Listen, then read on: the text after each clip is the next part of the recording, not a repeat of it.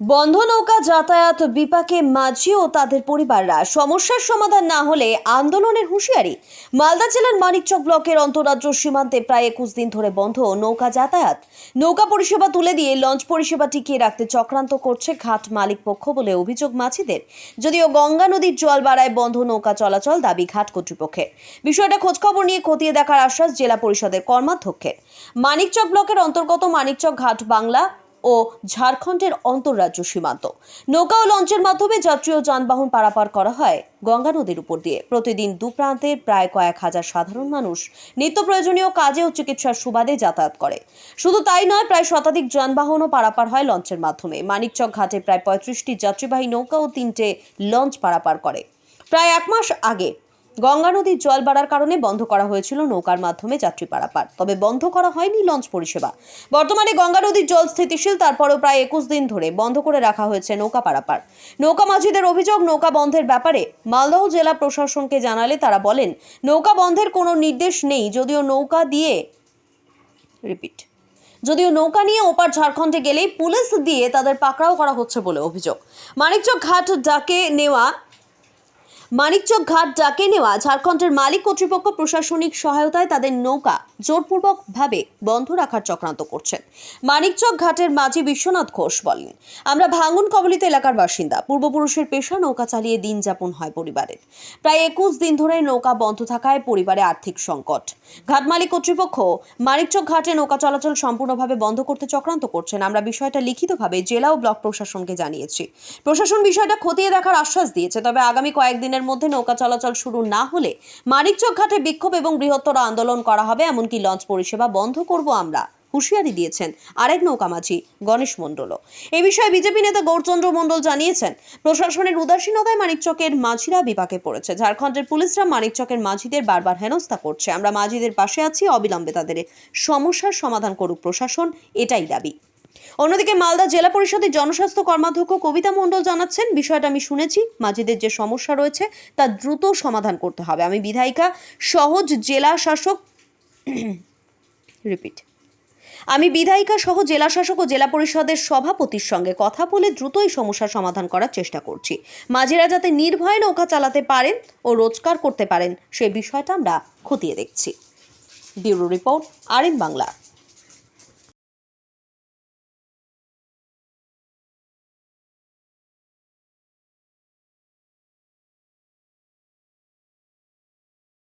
সমস্যাটা হচ্ছে যে আমাদের নৌকা আজকে 21 দিন ধরে বন্ধ হয়ে আছে। আচ্ছা, হ্যাঁ, কেন? আমরা যখন খোঁজ নিতে যাচ্ছি তো এইবারে বলছে যে আমরা কিছুই, আমাদের কোনো আদেশ নেই ডিএম অফিস থেকে। ওপার থেকে যাচ্ছি তো ওপারে বলছে যে ওপারে এসডিওর বাহানা করছে, ঘাট মালিক বলছে এসডিও থেকে বন্ধ করেছে। কি কাগজ না, দেখাচ্ছে? কোনো কাগজ দেয়নি আমাদেরকে বা কোনো কাগজও দেখায়নি। আচ্ছা, ওপরে যদি নৌকায় নিয়ে যান তাহলে কি হচ্ছে? ও থানায় তুলে নিচ্ছে। তুলে দিচ্ছে। হ্যাঁ, প্রশাসনকে দিয়ে তুলে নিচ্ছে। আচ্ছা, মারধরও করে? হ্যাঁ, মারধরও করে আর আমি তুলে নিয়ে যাই পুলিশ। আচ্ছা, তারপরে কি হ্যাঁ, আটকে রাখে তারপরে আমরা নিজের প্রসেসে দিয়ে তারপরে ছাড়াই। হ্যাঁ, ওরা কোনো প্রসেস নেয় না। ওরা কোনো কাগজ দেখাচ্ছে না, ওরা কোনো কাগজ দেখাচ্ছে না আমাদের। কিভাবে? আমরা মনে করছি এরা ঘাটবালার চক্রান্ত। কোন কাগজ? এই সোনু সিং এর চক্রান্ত। আগেও তো ঘাটবালা ছিল, তো আমাদেরকে নিয়ে চলতো। হ্যাঁ, এতদিন ধরে আমরা তিন পূর্বপুরুষ চলে গেল, আমার দাদা বাবা, আমরা চালিয়ে আসছি। এখন আমাদের নৌকা তো আজ থেকে নয়, জাহাজের আগে থেকে আমাদের নৌকা আছে।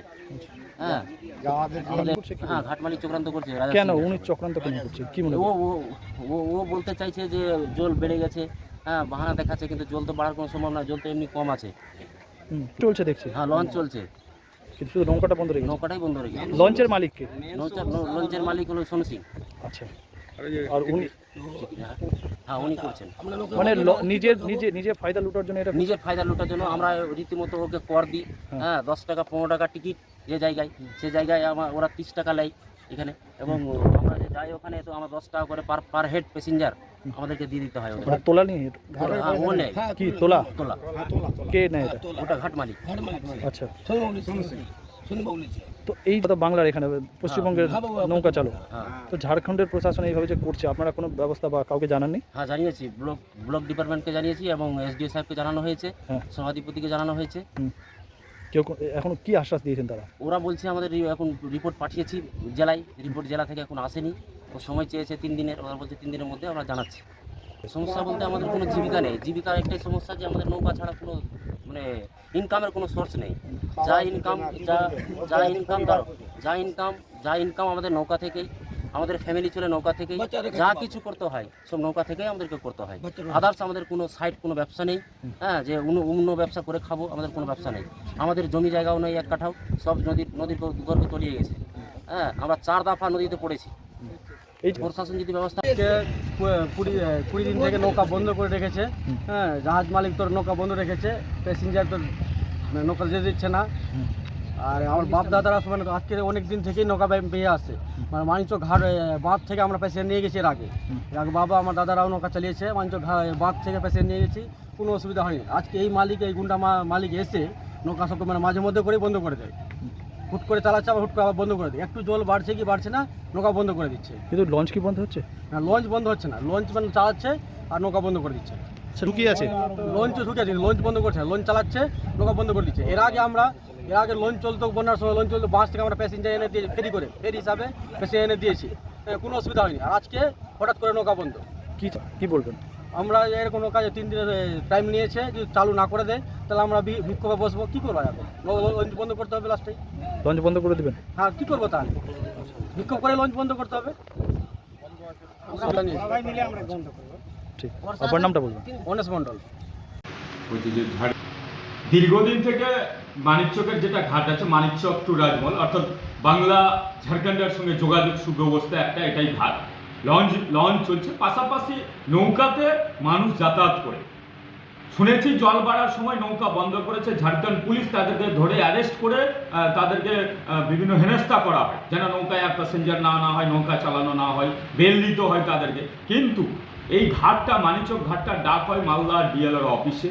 প্রশাসনিক দিক থেকে, থানা থেকে ডিএলআর অফিসকে দেখা দরকার যে সবসময় এই নৌকাগুলো সরকারি নিয়ম মেনে তাদের যে কটা প্যাসেঞ্জার তোলা নিয়ে যায়, এবং মানিকচক ঘাট যেটা শুল্ক নেওয়ার তাদের কাছে নেই, প্যাসেঞ্জার প্রতি যেটা শুল্ক থাকে সেটা নেই।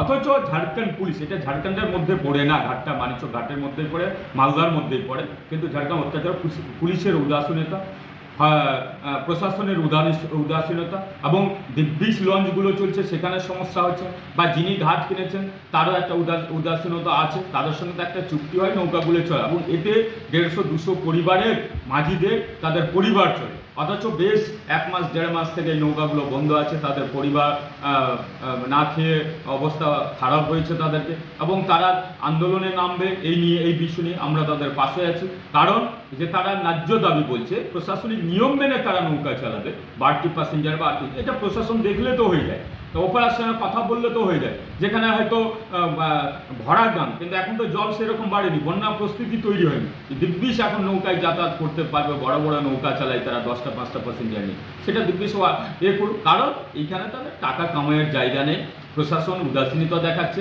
কাটমানি খাওয়ার জায়গা নেই, পাবে না তাদের কাছে কিছু। গরিব লোক মরল তো কি, এই সরকারের তো সব দিনই উদ্দেশ্যতা তাদের ট্যাক্সের টাকায় বিভিন্ন লুটরাজ করা, কিন্তু তাদেরকে সহায়তা না করা, তাদের পাশে না থাকা, উদাসীনতা দেখানো, এবং এই যে মাঝিদের পাশে এই সরকারের থাকা দরকার বা প্রশাসনের থাকা দরকার, কিন্তু এতবার কথা বলা সত্ত্বেও তার পাশে থাকে না। মাঝিদের ব্যাপারটা আমি শুনেছি যে তাদের নৌকা বন্ধ করে দেওয়া হয়েছে, সেটা অনেক দিন হয়ে গেল। তো কী কারণে বন্ধ হয়েছে